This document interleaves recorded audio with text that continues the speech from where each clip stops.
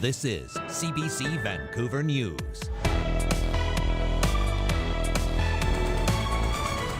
If we can get to Wednesday or Thursday where there's predictions of rain, you know, we're going to really be able to corral this thing, I think. A waiting game with the weather in northeastern BC as fire crews brace for another night of fighting back the flames in Fort Nelson.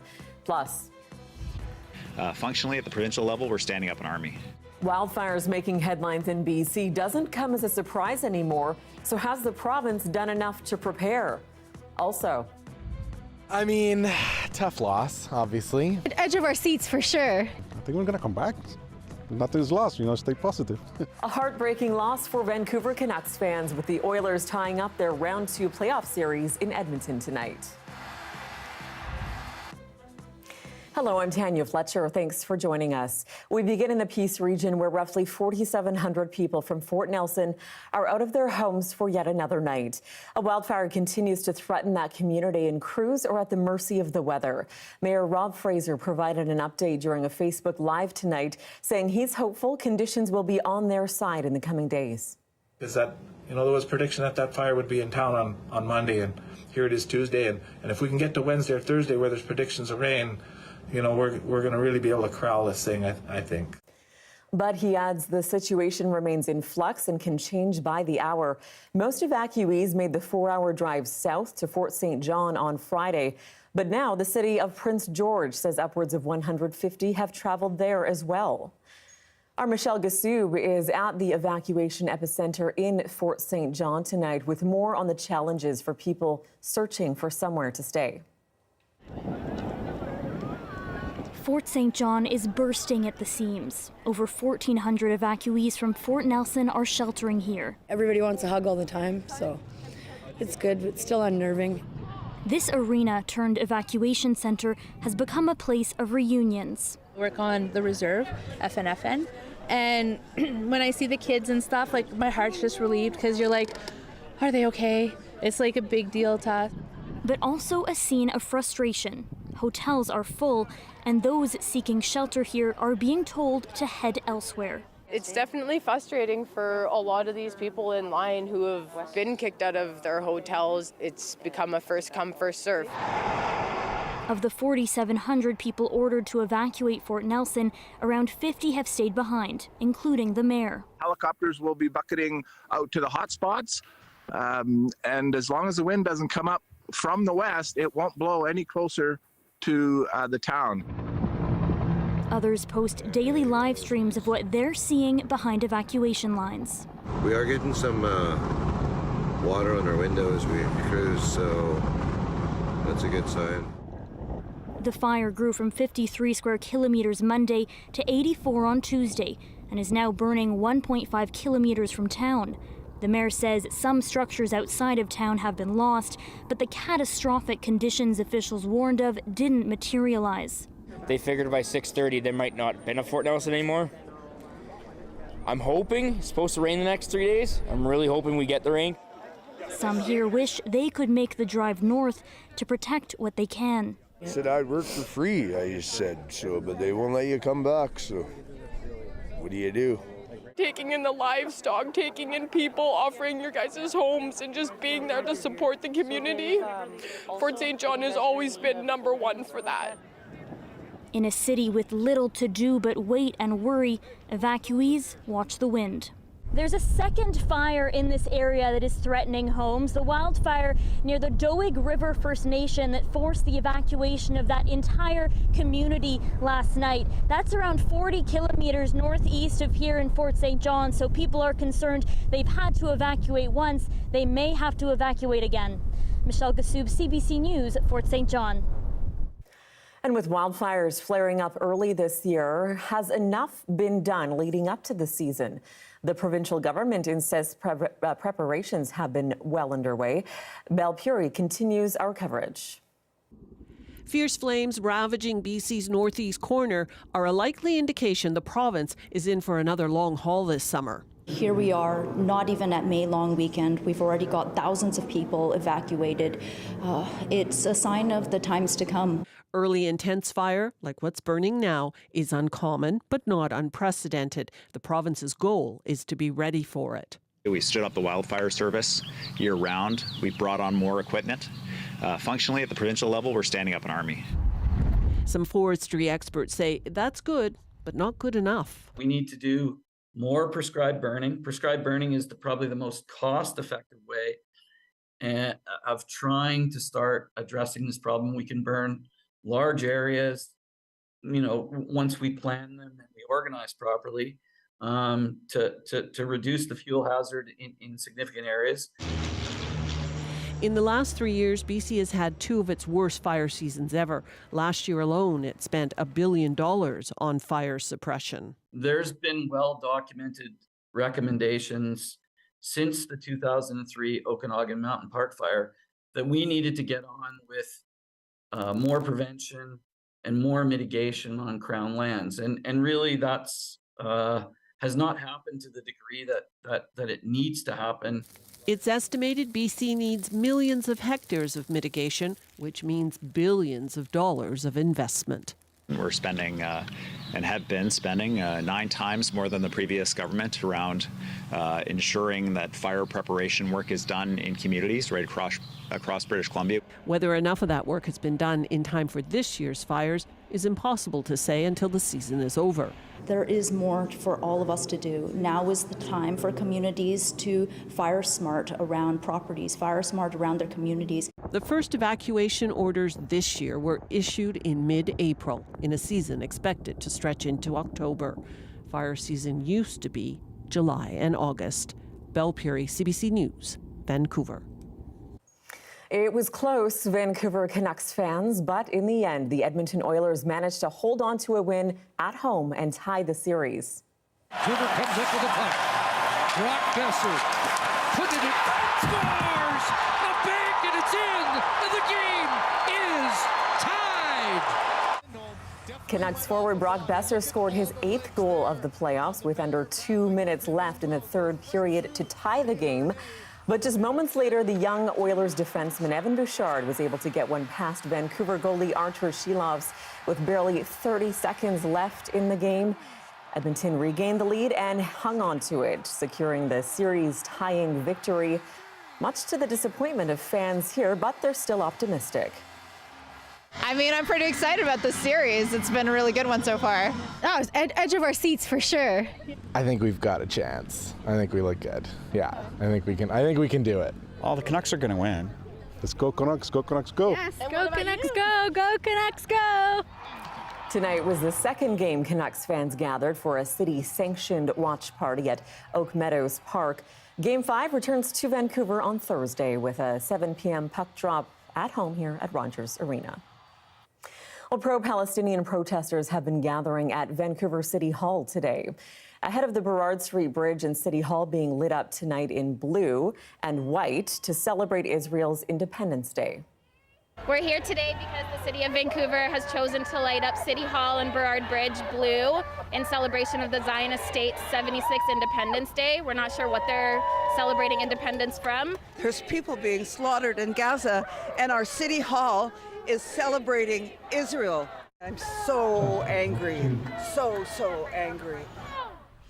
Members of Independent Jewish Voices Vancouver argues that the illumination, quote, sends a signal that the city endorses the suffering of Palestinians and the violations of international law being committed by Israel. The city of Vancouver says the decision to light up City Hall for a national day or Independence Day neither implies or expresses support for the politics of that country. Well, close to 1 million Canadians affected by a 2019 cyber attack on Life Labs are finally getting their payouts from a class action lawsuit, but don't expect a lot of money. Originally, it was expected to equal $50 to $150 per person. Now, the actual figure is closer to $8. Hopefully, people won't feel actually insulted. This is not the system in collapsing. This is the system doing its job and maybe buying them a latte, unfortunately, at the end of the day. The exact amount, $7.86. The low payout is because of how many people signed up to be part of the settlement. Anyone who submitted a valid claim is supposed to receive their money by e-transfer. And if you requested a check, $2 will be taken off for a processing fee. The lawsuit was launched 5 years ago following a data breach that compromised the personal records of millions of customers. Well, the province has launched a 2-year, $2 million pilot program to integrate before and after school childcare. The plan is meant to give parents and guardians more childcare options for less money. There are very few parents who work at a place where the hours are 9 to 3. And so even when your kid is done daycare and goes into the school system, you're still looking for that critical care both before and after school care. The program will start in 3 school districts in the province, including Chilliwack, Nanaimo, Ladysmith, and Nechako Lakes, as of this fall. A new political poll in BC shows the popularity of the governing NDP ebbing. If an election were held today, that poll shows Premier David Eby's party still most likely to win. But as our Chad Pawson explains, he would be most challenged by a leader from another party that is not the official opposition. David Eby's NDP are leading in the polls, but he's paying close attention to those numbers because they're dropping. The BC Conservatives, despite having only 2 seats in the legislature, are polling second, just 6 points behind. David Eby's now going after the party. I think it's important for me to make sure that people understand the choice that's on the ballot in the period between now and the election. There's no question, and I've been clear from the beginning, the Conservatives are a real threat. They are going to cost British Columbians in very tangible ways. Eby can no longer ignore or dismiss the BC Conservatives under leader John Rustad, especially if what voters are telling pollsters holds true for the upcoming election in October. The latest survey data shows if the election was held today, 40% of voters would vote NDP, but 34% would vote Conservative. With just 13% voting BC United, they are the official opposition with 26 seats in the legislature. Since November, the party has lost 4 points, while the Conservatives have gained 8, and the Greens 1. BC Conservative leader John Rustad says he's not surprised by his party's numbers. The real big thing about this is it is grassroots. It is the grassroots movement. It's people coming forward and saying we want change, we want common sense, we want a government that is going to deliver for people and fight for the average everyday person. And that's what I'm hearing time and time again. Caught out in all of this is BC United leader Kevin Falcon. He's having to defend his party's role in the legislature. The grind of opposing the government is not helping his polling numbers. Now he's having to entertain talks with the BC Conservatives over possible vote splitting.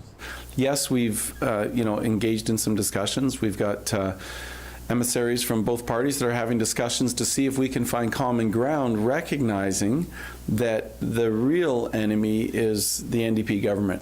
So what else is at play here? If you ask Kevin Falcon, names. He says the BC Conservatives are buoyed by having the same name as the federal opposition. So he's facing a 5-month sprint to get united in better parlance. In the meantime, David Eby hopes any confusion will help deliver him a second term. Chad Pawson, CBC News, Victoria.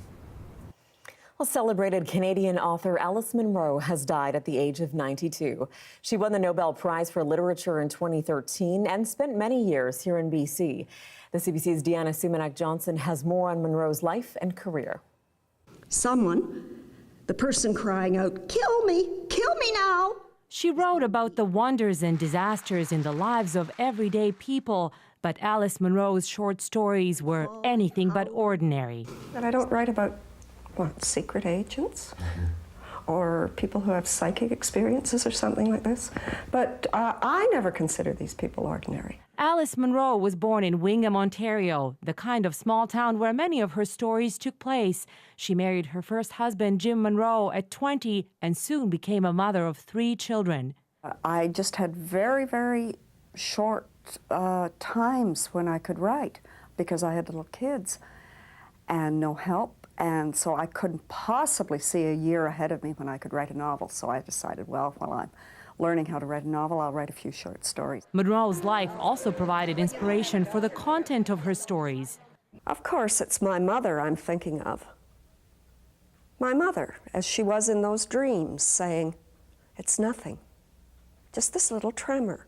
She lost her mother at a young age. Her daughter Catherine died when she was just a day old. That sense of loss trickled into her stories as they won over readers and literary prizes year after year. Gift of knowledge, the most priceless gift you can give your children. Munro's stories also inspired dozens of film and TV adaptations, including Sarah Polley's Oscar-nominated Away From Her. We've had a good life together. Those are your words, Fiona, not mine. That is not your sweater. The biggest prize in Munro's life came in October 2013. At age 82, she became the first Canadian to win the Nobel Prize for Literature. She responded to the honor in her classic self-deprecating style. This is what you work towards. And so you wouldn't be so ungracious as to say, oh, it's all a terrible nuisance, would you? Munro's win was celebrated around the country, and the sales of her story collections skyrocketed.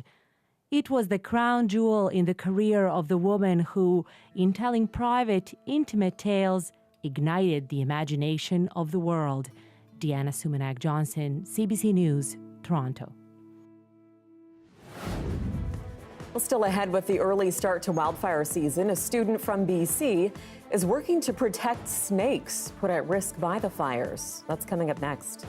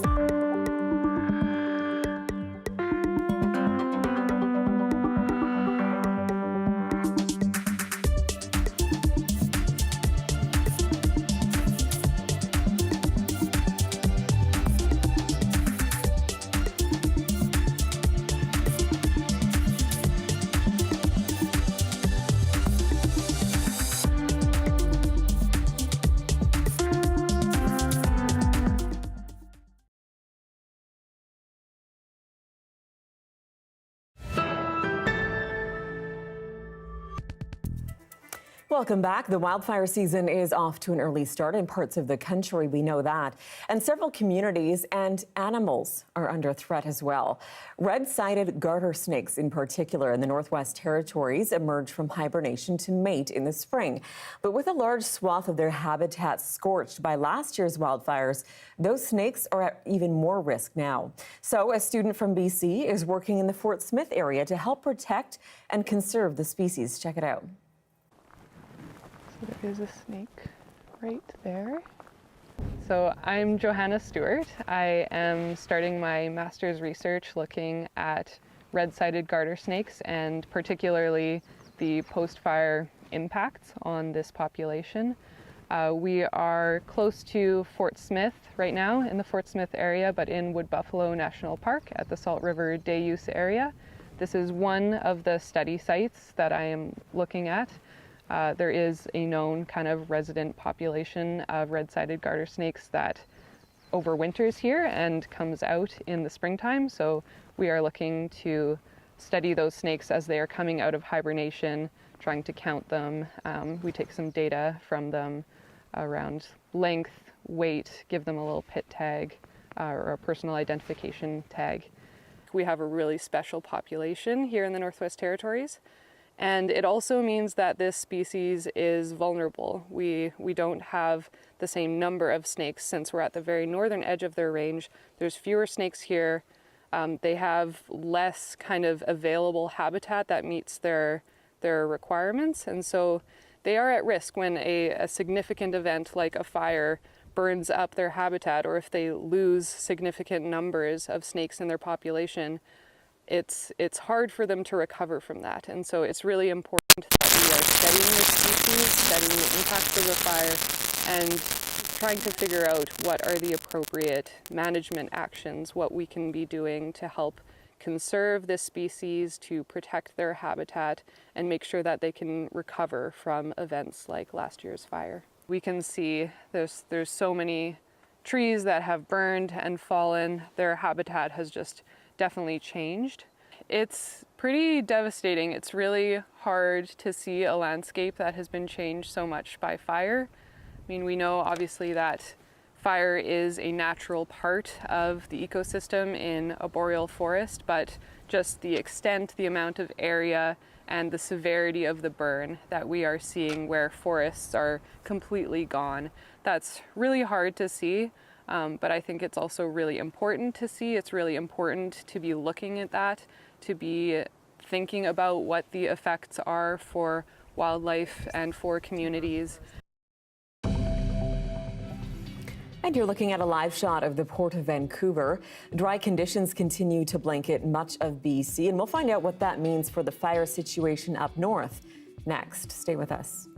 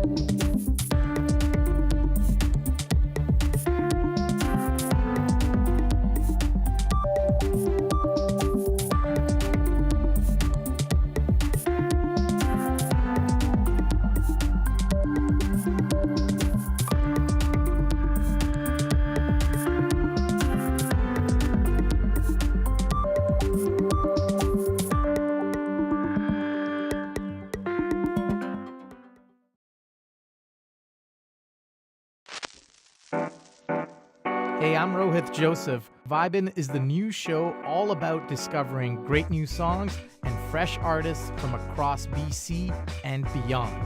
Stream Vibin' on CBC Listen. Hi, I'm Amy Bell, and here's what's in your CBC Vancouver inbox. May is Asian Heritage Month, and we're celebrating by sharing the stories of amazing Asian Canadians who are making meaningful contributions in the community. Visit cbc.ca/BC Community to learn more. And never miss a special programming series, event, or contest. Subscribe to CBC Vancouver's e-newsletter at cbc.ca/Vancouver inbox and keep connected with us. The weather update is brought to you by Direct Buy Furnace. To cool and clean the air in your home, call Direct Buy Furnace. Installing Trane, the most reliable heating and cooling brand.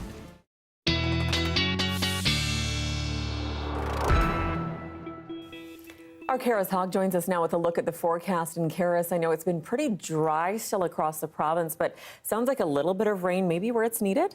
Yeah, that's absolutely correct, Tanya. So let's take a look at the satellite and radar over the past 24 hours for the province, and it has been very dry. You know, maybe a little bit of showers sort of in the central and the southern interior, a little bit in the northeast. Fort Nelson did get a little bit of rain today. The good news for Fort Nelson is that the forecast does look good with those wildfires that are right around the town. 60% chance of showers tonight for Fort Nelson, and also 60% chance of showers tomorrow afternoon, and not a lot of wind. However, there will be a lot of smoke in the northeast. There is a smoke advisory actually for the northeast of the province because of those fires.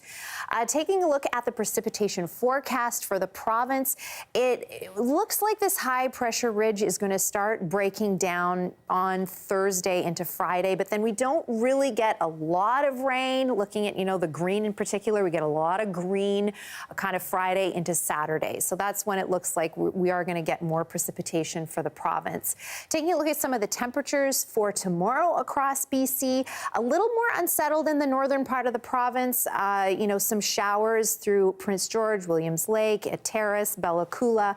The southern part of the province, though, is going to remain quite dry. So, we've got Victoria, sun and cloud 19, Kamloops, sun and cloud 25, Kelowna, sun and cloud 25 as well. So those dry conditions will hold on in the southern part of the province. And looking at the 5-day forecast for Metro Vancouver, tomorrow sunny and 18 near the water, but 22 inland, 40% chance of showers on Thursday, but then it looks like we remain dry for the next number of days. Okay, well, those big cooler temperatures, I guess we'll appreciate those while we have them.